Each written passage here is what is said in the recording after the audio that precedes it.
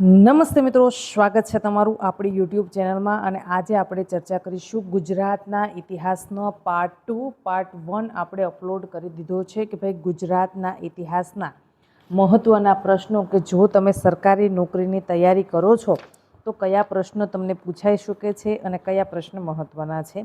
વધારે સમય ન બગડતા ચર્ચા કરીશું. આપણે સૌપ્રથમ વાત કરીશું કે ભાઈ ફ્રેન્ચોએ કઈ સાલમાં વેપારી કોઠી સ્થાપી હતી. તો ઈસવીસન 1667માં ફ્રેન્ચોએ વેપારી કોઠી સ્થાપી હતી. ગુજરાત વર્નાક્યુલર સોસાયટીનું બીજું નામ શું હતું? તો ગુજરાત વર્નાક્યુલર સોસાયટીનું બીજું નામ હતું ગુજરાત વિધાનસભા. ગુજરાત વિધાનસભાની સ્થાપના કઈ સાલમાં થઈ હતી? ગુજરાત વિધાનસભાની સ્થાપના ઈસવીસન 1848માં થઈ હતી. મિત્રો, આ વન લાઇનર પ્રશ્નો છે. જ્યારે તમારો સિલેબસ પૂર્ણ થઈ જાય અને તમે રિવિઝન કરતા હોય એ સમયે જો તમે આ વિડીયો જોશો તો તમને ખૂબ ઉપયોગી સાબિત થશે. અરવિંદ ઘોષ પાસેથી કયા ગુજરાતીએ પ્રેરણા લઈને સશસ્ત્ર ક્રાંતિની શરૂઆત કરી હતી? તો કે ભાઈ અંબુભાઈ પુરાણીએ પ્રેરણા લઈ અરવિંદ ઘોષ પાસેથી અને સશસ્ત્ર ક્રાંતિની શરૂઆત કરી હતી.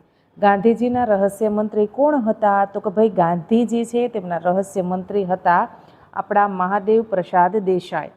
દેશને કયા સત્યાગ્રહથી સરદાર વલ્લભભાઈની ઓળખ થઈ હતી? તો કે જ્યારે ખેડા સત્યાગ્રહ કરવામાં આવ્યો ત્યારે સરદાર વલ્લભભાઈ પટેલ છે તેમની ઓળખ થઈ હતી. ખેડા સત્યાગ્રહથી બીજા કયા મહાનુભાવોની દેશને ઓળખ થઈ હતી? તો કે ભાઈ ખેડા સત્યાગ્રહની સાથોસાથ રવિશંકર મહારાજ છે આપણા, કે જેને આપણે બોરિંગવાળા મહારાજ તરીકે પણ ઓળખીએ છીએ, તેમની પણ ઓળખ આપણને ખેડા સત્યાગ્રહ બાદ જ થઈ હતી. ખેડા સત્યાગ્રહ કઈ સાલમાં થયો હતો? ખેડા સત્યાગ્રહ 1917 અને 1918ની સાલમાં ખેડા સત્યાગ્રહ થયો હતો. રવિશંકર મહારાજનું મૂળ નામ શું હતું? તો રવિશંકર મહારાજનું મૂળ નામ રવિશંકર વ્યાસ હતું, જેમને બોરિંગવાળા મહારાજ તરીકે પણ ઓળખવામાં આવે છે. અને આ પ્રશ્ન મિત્રો જીપીએસસીની એક્ઝામમાં એકાદ વખત પૂછાયેલો છે. ગાંધીજીને રેડિયોની ભેટ કોણે આપી હતી? તો કે ભાઈ ગંગાબહેન છે તેમણે ગાંધીજીને રેડિયોની ભેટ આપી હતી. બારડોલી સત્યાગ્રહમાં મહત્વનો ફાળો આપનાર કવિ કોણ હતા? તો કે ભાઈ આપણા કનૈયાલાલ મુનશી જે છે, જેમણે આપણા બારડોલી સત્યાગ્રહ થયો હતો એમાં મહત્વનો ફાળો આપ્યો હતો. વલ્લભભાઈ પટેલ કયા સત્યાગ્રહથી સરદારનું બિરુદ મેળવ્યું હતું? મિત્રો યાદ રાખી લેજો, બારડોલી સત્યાગ્રહ બાદ સરદાર વલ્લભભાઈ પટેલને સરદારનું બિરુદ મળ્યું હતું. બારડોલી સત્યાગ્રહ કઈ સાલમાં થયો હતો? તો કે ઈસવીસન 1928ની સાલમાં બારડોલી સત્યાગ્રહ થયો હતો. મીઠા માટેનો સત્યાગ્રહ પહેલાં ખેડાના કયા ગામમાં કરવામાં આવ્યો હતો? તો કે ભાઈ મીઠાનો સત્યાગ્રહ છે એ સૌપ્રથમ બાદલપુર નામના ગામમાં કરવામાં આવ્યો હતો. કરે ગયા મરે ગયાનું સૂત્ર કોણે આપ્યું હતું? તો કે ભાઈ એ બચપનથી આપણે જાણીએ છીએ કે ભાઈ આપણા ભણવામાં પણ આવ્યું છે કે મહાત્મા ગાંધીજીએ આપણને સૂત્ર આપ્યું હતું કે કરે ગે યા મરે ગે. જીવનમાં પણ આપણે કોઈ પણ લક્ષ્ય મેળવવા માંગતા હોય તો આપણે એક જ ધ્યેય રાખવું જોઈએ કે કોઈ પણ સંજોગે ગમે તેવી પરિસ્થિતિ આવે પણ આપણે એ આપણું જે લક્ષ્ય છે એને મેળવીને જ પાર રહીશું. ગાંધીજીએ કરે ગે યા મરે ગેનું સૂત્ર કઈ સાલમાં આપ્યું હતું? તો ભાઈ 1942માં હિન્દ છોડો ચળવળ દરમિયાન ગાંધીજીએ આ સૂત્ર આપ્યું હતું. હિન્દ છોડો ચળવળનો પહેલો શહીદ કોણ હતો? તો કે ભાઈ હિન્દ છોડો ચળવળના સૌપ્રથમ શહીદ હતા આપણા વિનોદ કિનારીવાલા. કોચરબ આશ્રમની સ્થાપના કોણે અને ક્યારે કરી હતી? તો કે ભાઈ કોચરબ આશ્રમની સ્થાપના 25 મે 1915ના રોજ મહાત્મા ગાંધીજી દ્વારા કરવામાં આવી હતી. ગાંધીજીનું પહેલું આંદોલન કયું હતું? તો કે ભાઈ ચંપારણ જે સત્યાગ્રહ છે એ ગાંધીજીનું સૌપ્રથમ આંદોલન હતું. ગાંધીજીએ પહેલો સત્યાગ્રહ ચંપારણમાં જ કર્યો હતો. ચંપારણ સત્યાગ્રહ એ ચંપારણ સત્યાગ્રહ થયું તો આ ચંપારણ ક્યાં આવેલું છે? તો કે ભાઈ બિહાર ખાતે આ ચંપારણ આવેલું છે. કઈ સાલમાં ગાંધીજીએ ચંપારણ સત્યાગ્રહ કર્યો હતો? તો કે ઈસવીસન 1917માં મહાત્મા ગાંધીએ ચંપારણ સત્યાગ્રહ કર્યો હતો. ગાંધીજીએ કઈ સાલમાં હરિજનોના ઉદ્ધાર માટે હિન્દભરમાં પ્રવાસ કર્યો હતો? કે 1933માં મહાત્મા ગાંધીએ હરિજનો છે તેમના ઉદ્ધાર માટે પ્રવાસ કર્યો હતો. કઈ સાલમાં ગાંધીજી પર રાજદ્રોહનો આરોપ લગાવવામાં આવ્યો હતો? તો ઈસવીસન 1922માં મહાત્મા ગાંધી પર રાજદ્રોહનો આરોપ લગાવવામાં આવ્યો હતો. મૈત્રક વંશનો કુળ ધર્મ કયો હતો? તો કે ભાઈ મૈત્રક વંશનો કુળ ધર્મ હતો શૈવ. ચીની મુસાફિર યુએન સંઘ ગુજરાતની મુલાકાતે આવ્યો ત્યારે ગુજરાતની સત્તા પર કોણ હતું? તો કે ભાઈ આપણા ધ્રુવસેન છે એ આપણા ગુજરાતની સત્તા પર હતા.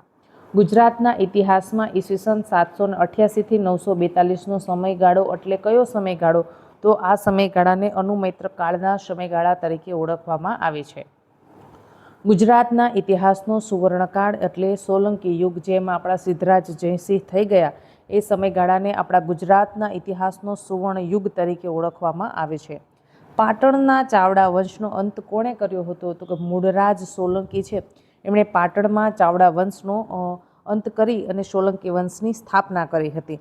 પાટણના ચાવડા વંશનો અંત મૂળરાજ સોલંકીએ કર્યો, પછીથી જે આ સોલંકી વંશ છે એની સ્થાપના થઈ.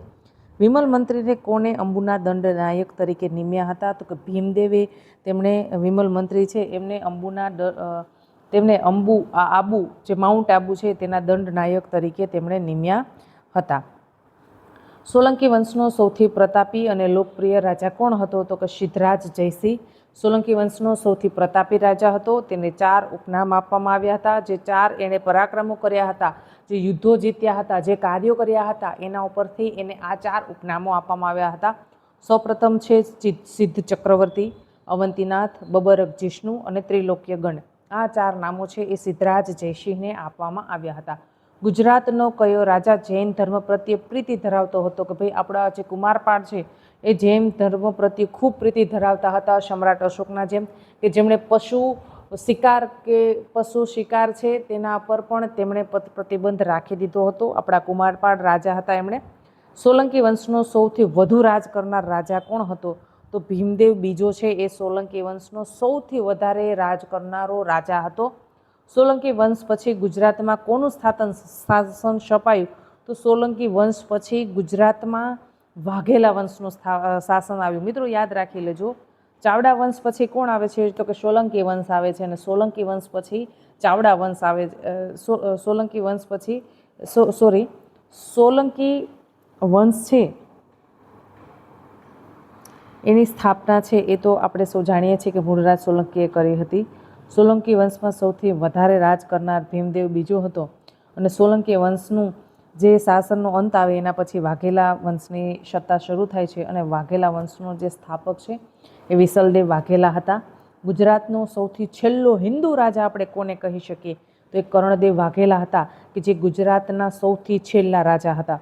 ગુજરાતમાં જીવન જરૂરિયાતની વસ્તુઓનું ભાવ નિયમન કરનાર રાજા હતા અલાઉદ્દીન ખિલજી, જે મુસ્લિમ સલ્તનતમાં આવ્યા, અને એમણે ગુજરાતની જીવન જરૂરિયાતની વસ્તુ હતી તેના ઉપર છે એ નિયમનના ભાવ નક્કી કર્યા હતા. મિત્રો ભાવતાલ નક્કી કરવા જરૂરી છે. જો ભાવતાલ નક્કી ન હોય તો પછી એ મોંઘવારી છે માજા મૂકીએ અને આપણે છે એને પહોંચી વળીએ નહીં. કોણે અને ક્યારે સિદ્ધપુરના રુદ્ર મહાલયનો નાશ કર્યો હતો? તો જે સિદ્ધપુરમાં આવેલો સૌપ્રથમ જે રુદ્ર મહાલય છે એનું કામ સિદ્ધરાજ જયસિંહે શરૂ કરાવ્યું હતું, અને તેનો અંત છે એ નાશ તોડી પાડ્યો કોણે? તો અહેમદ શાહે ઈસવીસન 1415માં એને તોડી પાડ્યો હતો.